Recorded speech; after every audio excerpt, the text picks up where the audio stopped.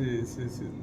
First, let us not generalize it to government offices. This is a specific problem that has arisen in the Mapsa sub-registrar's office. Unfortunately, that is my portfolio. It is we only who have directed the sub-registrar to file an FIR.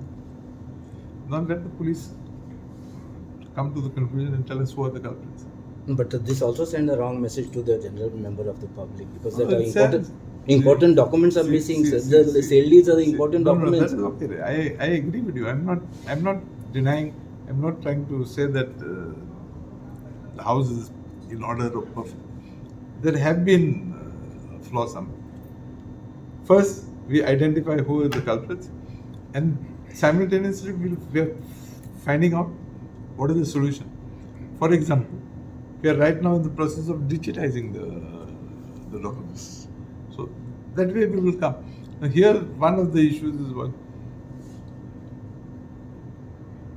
In most of the offices, we have implemented a system where you file your deed today, and next day you go and collect your original deed. Here, unfortunately, for reasons best known, the deeds were not collected on the same day, or on the next day. There was a delay in collection of deeds. Now, whether it was delay on our part, delay on the party that. But those were missing from the office of the. Maybe, but had the party to come and collect, this would not have arisen. What is the general message now, sir? Because these things keep happening. No. At least for me, this is the first time these even in Margaon sub-register. No, nothing is. In other government offices. One second. As far as Margaon sub-registrar's office is concerned, till this minute, I have not received any complaint.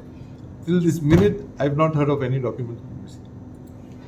I have not heard of any sale deeds missing from Margaon. So let us not generalize. Yes, I admit here 3 documents are missing. Investigation is going on. Let's take it to this logical conclusion.